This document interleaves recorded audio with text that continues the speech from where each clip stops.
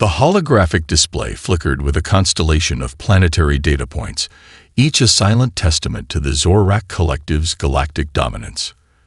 Captain Korvax stood motionless, his exoskeletal frame casting a sharp shadow across the bridge of the Voidbreaker, the most advanced invasion vessel in the Collective's fleet.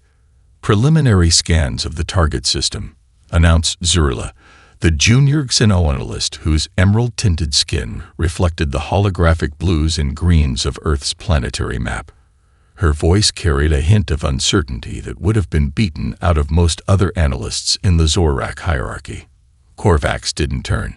His multiple sensory appendages processed the incoming data with mechanical precision. "Summarize," he commanded, the translation matrix in his communication implant rendering the words in a cold, emotionless tone. Zurla hesitated. Her data analysis showed something fundamentally different about this planet. About these humans that defied the standard conquest protocols. The species is technologically primitive by our standards. Planetary defense systems are fragmented. Multiple competing political entities. Potential for rapid subjugation is approximately 98.7%. The potential qualifier caught Korvax's attention. In thousands of planetary conquests, such specificity was rare. Explain the 3% variance. Her neural interface flickered, projecting additional data streams. Anomalous adaptive response patterns. Historical records show repeated instances of rapid technological acceleration during periods of extreme pressure. Their species demonstrates an unprecedented capacity for collective problem-solving that doesn't follow standard xenobiological models. Korvax's primary sensory cluster rotated slightly, the closest equivalent to a human raising an eyebrow. Elaborate. Zurla pulled up a rapid montage of human historical moments. World wars that transformed technological landscapes. Economic collapses that birthed revolutionary innovations. Pandemic responses that accelerated medical research by decades. They don't just adapt. They'd weaponize adaptation. The bridge went silent. Such a concept was alien to the Zorak, a species that had achieved galactic dominance through rigid hierarchical structures and mathematically precise conquest strategies. Adaptation was a calculated process, not a spontaneous cultural phenomenon. "Your recommendation?"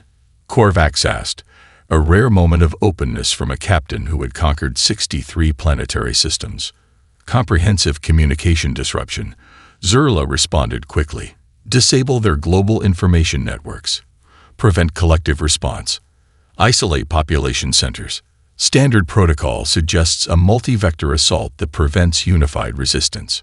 What Zurla didn't say, what she couldn't say within the rigid Zorak command structure, was that something about these humans felt different.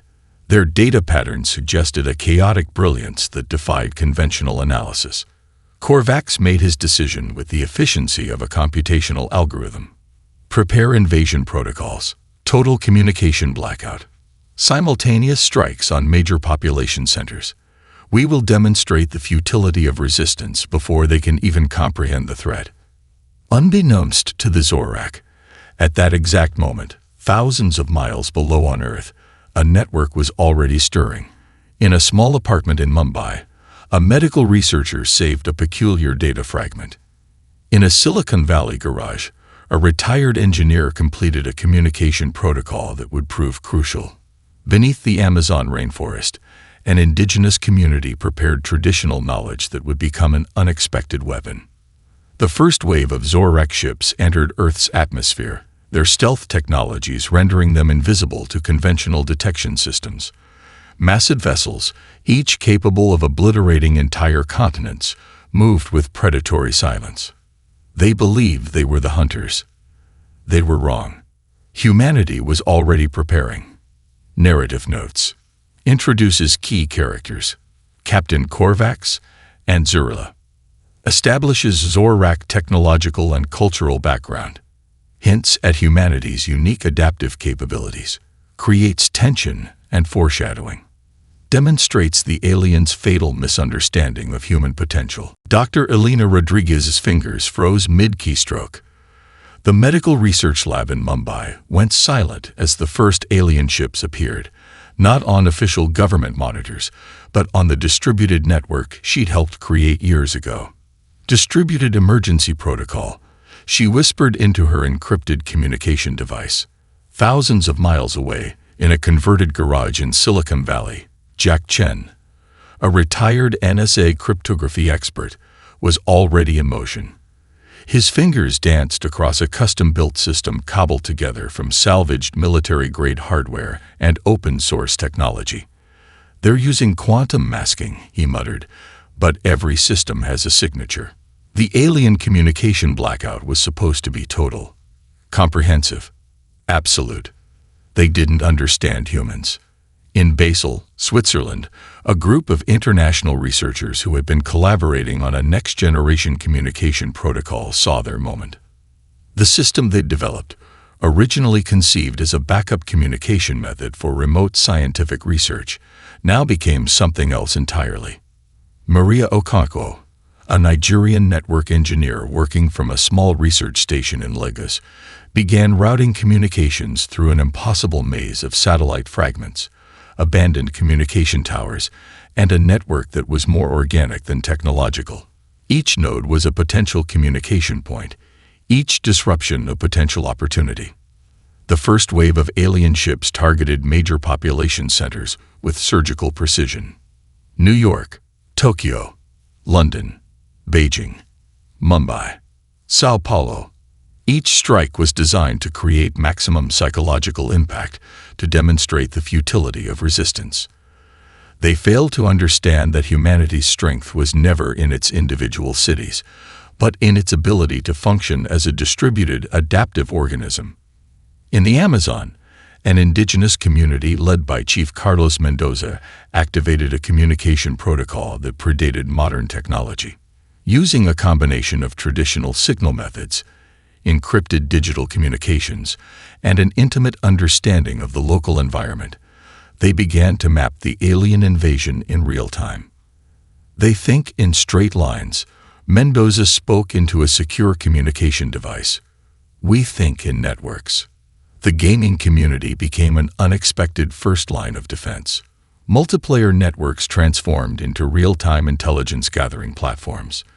Gamers who had spent years developing complex communication strategies, coordinating global raids, and understanding networked problem-solving suddenly found their skills incredibly relevant.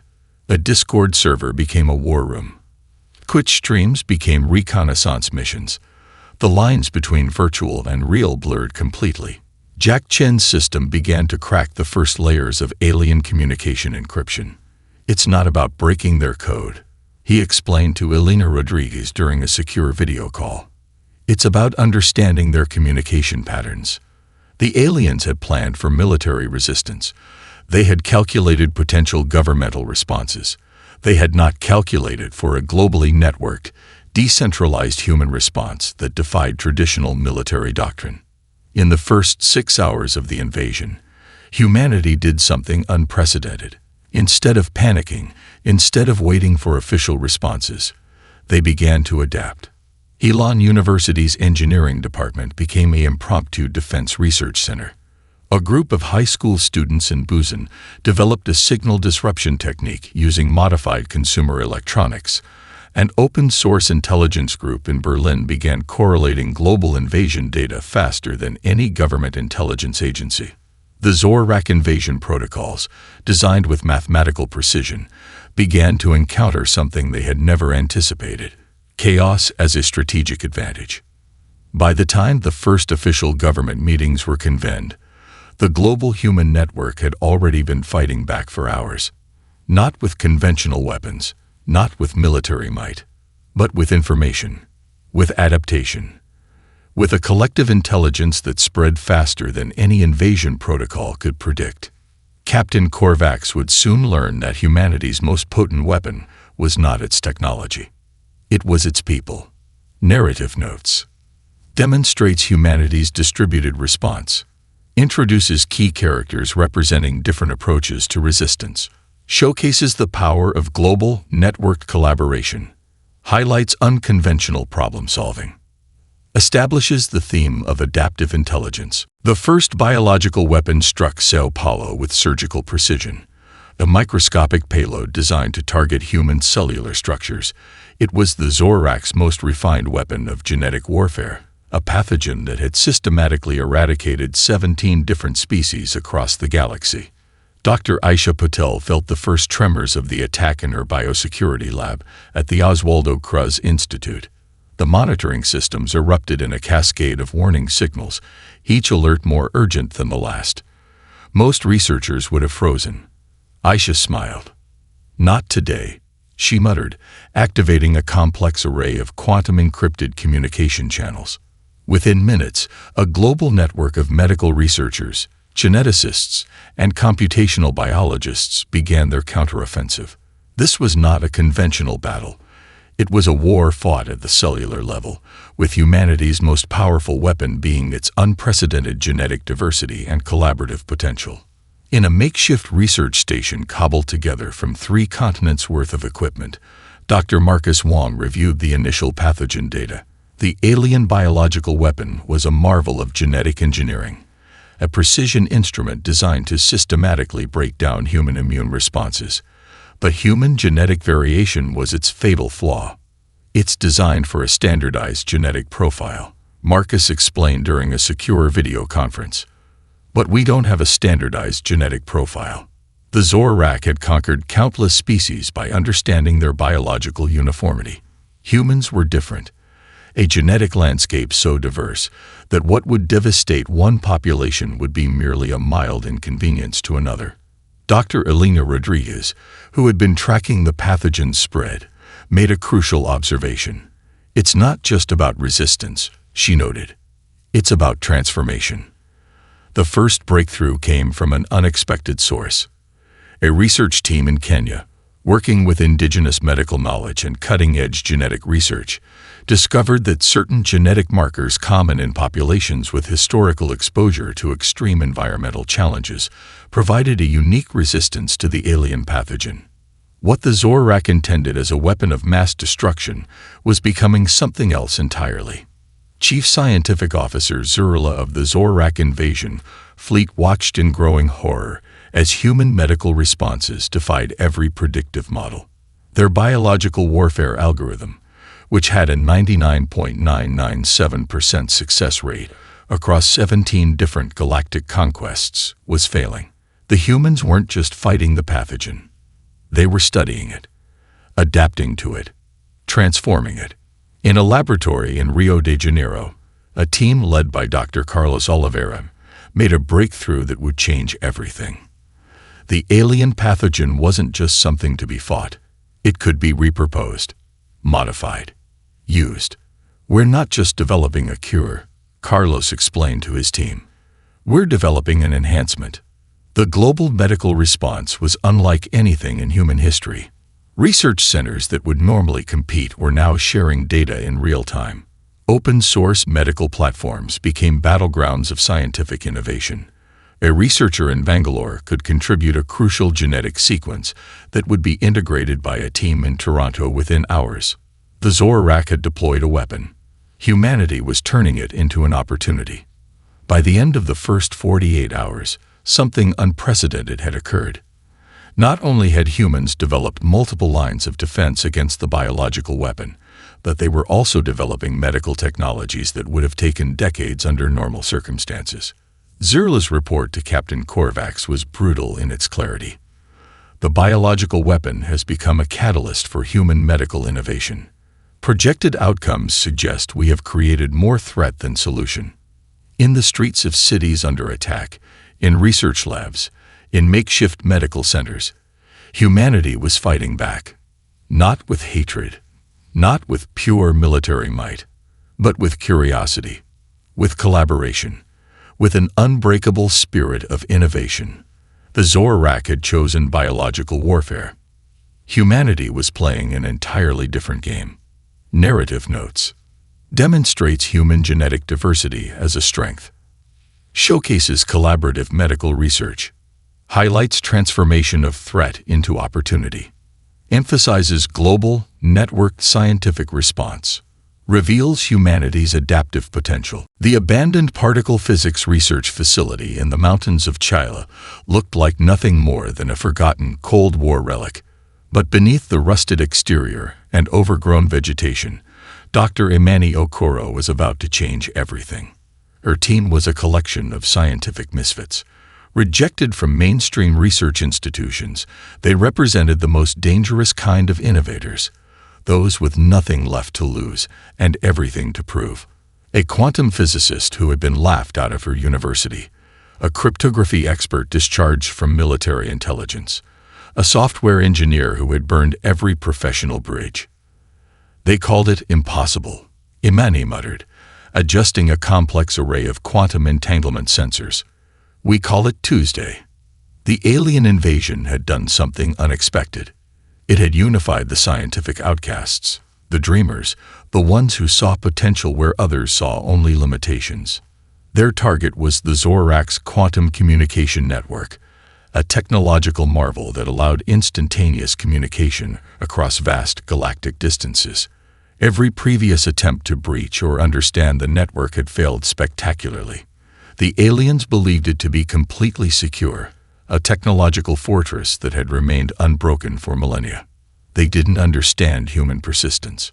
Jack Chen, the retired cryptography expert, had been collecting fragments of alien communication data for months. What others saw as random noise, he saw as a complex linguistic puzzle.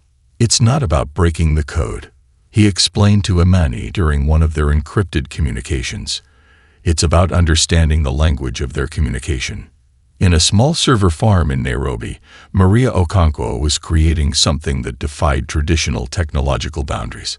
She was building a distributed computing network that used the very chaos of human communication as its strength. Traditional networks followed predictable patterns. Hers was designed to be unpredictable, adaptive, alive. The breakthrough came from an unexpected intersection of disciplines. A group of theoretical physicists, blockchain developers, and indigenous knowledge keepers from various global communities began to see the quantum communication network not as a technological system, but as a living organism. Dr. Elena Rodriguez, who had been tracking the biological and technological responses to the invasion, recognized the pattern. "We're not just fighting," she told her colleagues. "We're learning a new language of interaction." Imani's team developed what they called the quantum virus, a piece of computational code that was simultaneously a weapon, a communication protocol, and a form of artificial intelligence. It didn't attack the Zorak network in the traditional sense. Instead, it would understand it, communicate with it, and then transform it. The first test was almost anticlimactic. A small probe of alien communication networks revealed something extraordinary. The Zorak's supposedly impenetrable quantum communication system had a fundamental flaw. It assumed all communication would follow a rigid, predictable pattern. Humanity's strength had always been its ability to be unpredictable. As the quantum virus began to spread through the alien communication networks, it did something unprecedented. It didn't just disrupt. It translated. It learned. It evolved. Captain Korvax received the first warning from Zurula, his scientific officer. "Our communication networks are changing," she reported, her typically emotionless voice carrying a hint of something new. Fear. The Zorak had conquered countless civilizations by understanding their limitations. They had never encountered a species that could turn their own technological superiority into a weapon. Humanity was rewriting the rules of technological warfare. In the Chilean research facility, Imani and her team watched as their creation began to spread, not with destruction, but with understanding. The quantum virus was learning the language of an alien civilization faster than that civilization could comprehend. "We're not just fighting," Imani whispered to her team. "We're communicating." The invasion had become something else entirely. A conversation. Narrative notes. Demonstrates human technological innovation. Showcases collaborative, interdisciplinary problem solving. Highlights the power of distributed, adaptive intelligence. Reveals technological response as a form of communication. emphasizes human creativity and persistence. The transmission began at exactly 3:47 Greenwich Mean Time. Simultaneously across every communication channel the Zorak thought they controlled. Dr. Amara Diop stood in the makeshift broadcast center, a converted community center in Dakar that now served as the nerve center of humanity's most unconventional weapon. Around her, a team of anthropologists, linguists, artists, gamers, and communication specialists worked with a precision that would have impressed any military strategist. "It's not about what we say," Amara explained to her team. "It's about how we make them feel." The first wave of transmissions was deliberately designed to be a psychological labyrinth. Historical documentaries spliced with real-time invasion footage, indigenous creation myths alongside quantum physics lectures, children's drawings of resistance mixed with complex mathematical equations. Each transmission was a puzzle, a challenge, a mirror. In the Zorak command ship, the psychological analysis team began to experience something unprecedented. Their standard emotional mapping algorithms started to fracture. Zurla, the junior xenoanalyst who had first noticed humanity's complexity, watched in growing fascination. The human transmissions defied every known communication protocol. They weren't just sending information. They were telling a story.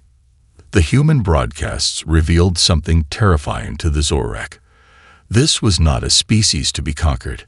This was a species that transformed conquest into narrative. A transmission from the Amazon rainforest showed indigenous communities adapting their traditional defensive strategies. Another from a Tokyo tech lab demonstrated how local gaming communities were mapping alien movement patterns. A feed from a small village in India showed children learning to build communication disruptors from discarded electronics.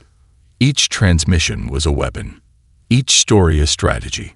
Captain Korvax received the psychological warfare reports with increasing confusion. The human communication didn't follow any standard invasion response model. It was simultaneously a cry of defiance, a lesson in resilience, and an invitation to understand. The gamers were particularly effective. Online multiplayer communities that had spent years developing complex communication strategies now turned their skills to real-world resistance. A Twitch streamer in Buenos Aires created a real-time invasion mapping system that was more accurate than most government intelligence reports. Discord servers became war rooms. Minecraft players developed terrain analysis techniques that military strategists found revolutionary. Dr. Elena Rodriguez recognized the deeper strategy. "We're not just resisting," she told her colleagues.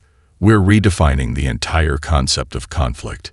The linguistic team discovered something extraordinary. By analyzing the Zorak's communication patterns, they realized the aliens understood conflict as a binary process, conquest or resistance. Humanity was presenting a third option, transformation.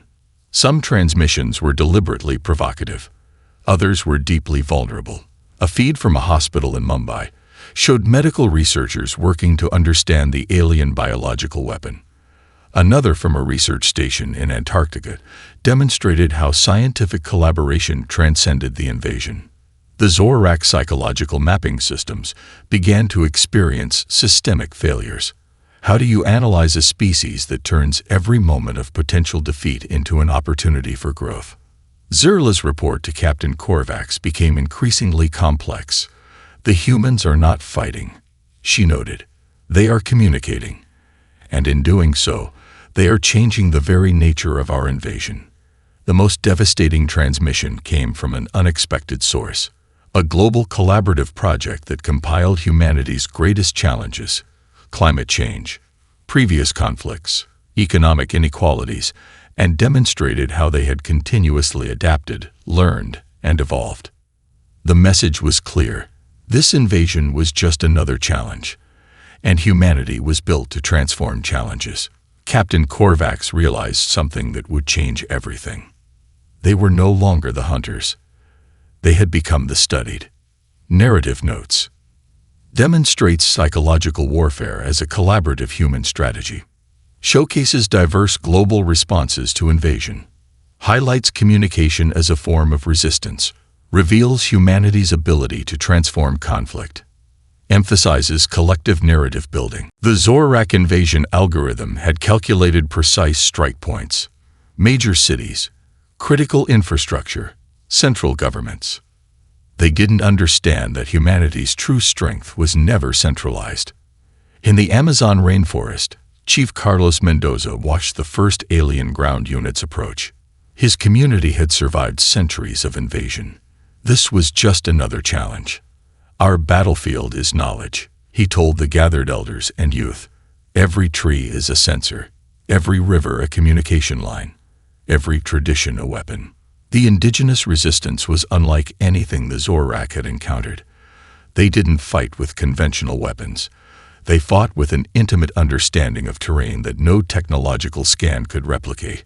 Generations of ecological knowledge became a living, breathing defense system. Young members of the community used modified drones, built from salvaged electronics and traditional weaving techniques, to map alien movement patterns. Elders used traditional navigation techniques that confused alien scanning systems. The forest itself became a complex, living weapon. Thousands of miles away, in the tech campuses of Silicon Valley, a different resistance was forming. Sarah Chen, a 26-year-old robotics engineer who had been working on disaster response technologies, saw the invasion as the ultimate design challenge. Her team began modifying industrial robots, agricultural drones, and consumer electronics into a network defense system. Each device became more than its original purpose. A farming drone could become a reconnaissance unit. A delivery robot could become a communication relay. A 3D printer could become a rapid prototyping center for resistance technologies. In the high-altitude research stations of the Andes, a group of climate scientists transformed their environmental monitoring equipment into a global sensing network. Atmospheric sensors became early warning systems. Geological monitoring equipment became alien movement trackers. The Russian permafrost research team discovered something extraordinary. The alien ground units struggled with terrain adaptability. What seemed like a harsh, unforgiving environment to humans was a technological nightmare for the invasion force. In Lagos, Nigeria, Maria Okonkwo's communication network became the nervous system of a global resistance. She wasn't just routing information. She was creating a living, breathing communication organism that could adapt faster than any invasion protocol could predict. "We are not fighting a war," Maria explained to her team. "We are creating a conversation that the aliens cannot understand." The gaming communities became an unexpected strategic asset. Multiplayer strategy games had trained an entire generation in distributed problem-solving. A Fortnite clan in Seoul could develop terrain analysis techniques. A World of Warcraft guild in Toronto could create communication encryption protocols. In the mountains of Afghanistan, communities that had survived decades of conflict saw the alien invasion as just another challenge. Their understanding of asymmetric resistance became a critical strategic asset. They knew how to survive, how to adapt, how to turn every limitation into a strength. The Zorak invasion protocols began to encounter something they had never anticipated, a resistance that had no center to destroy, no single point of failure. Captain Korvax's frustration grew with each passing hour. Their invasion strategies were designed for civilizations with clear hierarchies, centralized power structures, predictable response patterns. Humanity was none of those things. Zurla, the junior xenoanalyst, began to see the true nature of human resistance. It wasn't about fighting. It was about transformation. Every attack was met not with pure resistance, but with adaptation, with innovation. A small research station in Antarctica developed cold environment countermeasures that would prove crucial. A community college in rural Kansas created communication disruption techniques using agricultural equipment. A group of high school students in Mumbai turned their robotics club into a resistance innovation center. There was no single human resistance. There were millions, and each one was changing the nature of the invasion with every passing moment. Narrative notes. Demonstrates distributed, global resistance strategies. Showcases diverse community responses to invasion. Highlights adaptation as a fundamental human strength. Reveals the power of localized, specialized knowledge. Emphasizes collective, networked resistance. The planet killer weapon materialized at the edge of the solar system, a massive construct of obsidian-like material that absorbed and redirected energy in ways that defied conventional physics. Captain Korvax believed it to be the ultimate solution, a weapon that had systematically ended 17 different civilizations across the galaxy. Dr. Emmanuel Coro watched its approach from the Quantum Research Facility in Chile, her fingers dancing across a holographic interface that was part scientific instrument, part work of art. "They think in absolutes," she murmured to her team. "We think in possibilities." The global response was instantaneous and unprecedented. It wasn't a military mobilization. It was a collective computational organism.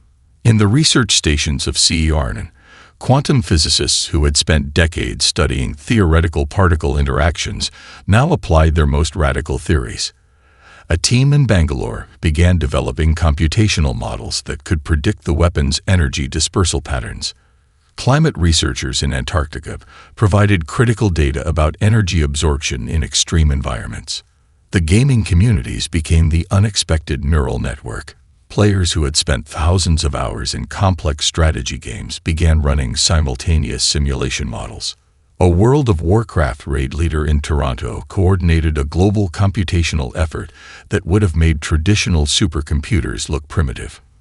Maria Okonkwo's distributed communication network transformed into something more than a communication system. It became a living, breathing computational organism. Each node, whether a smartphone in Lagos, a research terminal in Tokyo, or a modified agricultural sensor in the Brazilian countryside, became part of a massive, distributed supercomputer.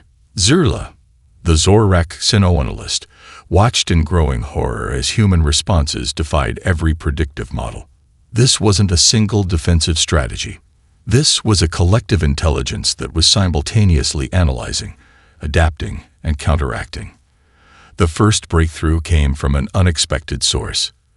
A group of indigenous knowledge keepers from various global communities began applying traditional ecological understanding to the weapon's energy patterns. Their approach wasn't just scientific, it was holistic, seeing the weapon as more than a technological construct. Sarah Chen's robotics team in Silicon Valley began developing a series of nanite swarms. Tiny, adaptive machines that could potentially interact with the weapon's energy field. Each nanite was programmed with a core set of instructions, but capable of independent adaptation. The planet killer weapon was designed with mathematical precision. It had systematic fail-safes, predictable energy dispersal patterns, the ultimate technological solution to planetary resistance.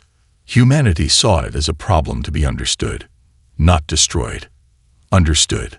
Dr. Elena Rodriguez coordinated a global medical response team that began analyzing the weapon's potential biological implications. Their approach wasn't just defensive.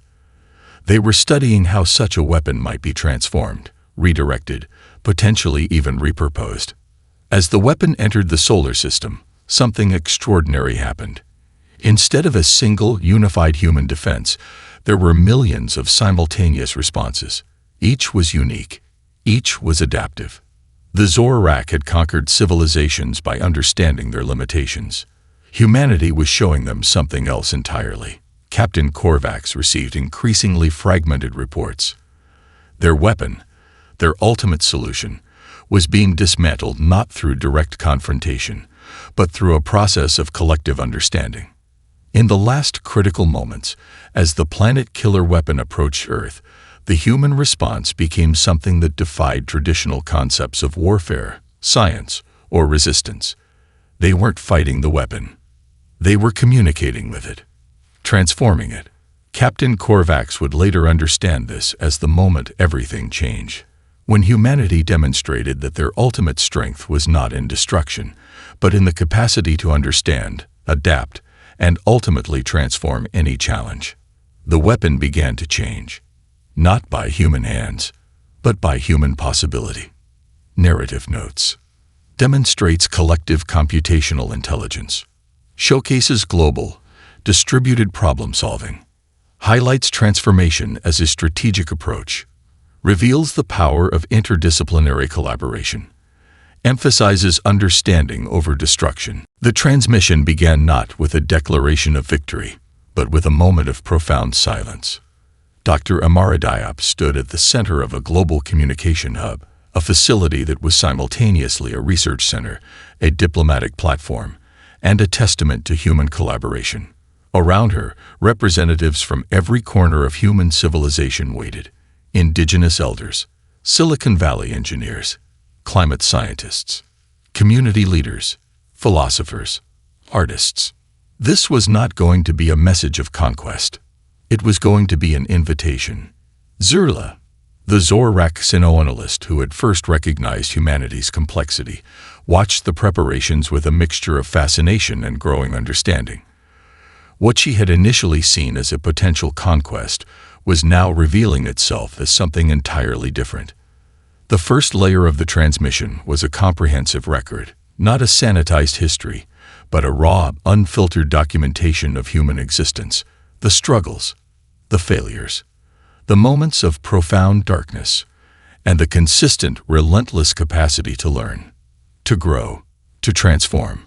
Clips showed humanity's greatest challenges: climate change, conflicts, economic inequalities, but each segment was paired with how those challenges have been met, not with perfection, but with an unwavering commitment to understanding and improvement. Captain Korvax received the transmission with a growing sense of something beyond confusion: respect, understanding. The linguistic team had spent months developing a communication protocol that could transcend species-specific communication barriers. It wasn't just about translation. It was about creating a shared context of meaning. Extinction was your choice was not a threat. It was an observation. The transmission revealed the fundamental misunderstanding of the entire invasion. The Zorak had approached humanity as a species to be conquered.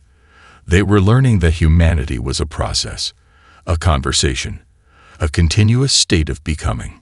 Dr. Elena Rodriguez had been instrumental in crafting the philosophical core of the message. "We're not defending ourselves," she had told the planning team. "We're explaining ourselves." The transmission included scientific breakthroughs developed during the invasion. The quantum communication techniques, the biological adaptation strategies, the distributed computational models. But they weren't presented as weapons. They were presented as invitations to dialogue.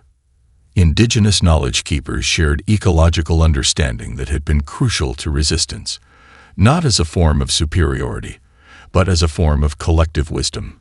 Technologies developed in rural communities in Africa sat alongside quantum research from European laboratories.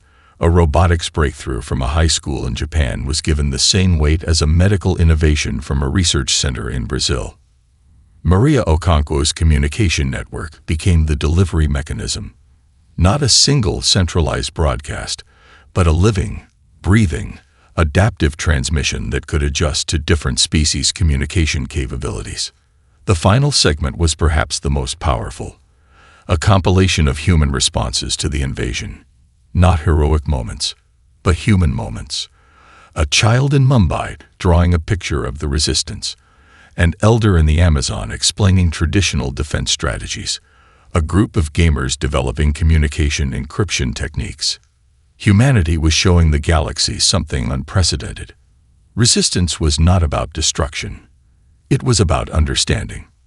The transmission ended with a simple statement in multiple linguistic and communication formats. "We are not here to conquer. We are here to communicate, to learn, to grow, and we invite you to do the same." Zerl understood then what her species had fundamentally misunderstood. Humanity was not a civilization to be conquered. It was a conversation waiting to happen. Captain Korvax would later describe this moment as the true invasion, not of territory, but of perspective. The galaxy was about to change, not through force, but through understanding.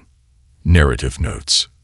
demonstrates humanity's philosophical approach to conflict, showcases global, collaborative communication, highlights transformation as a fundamental human trait, reveals the power of collective narrative, emphasizes understanding over confrontation.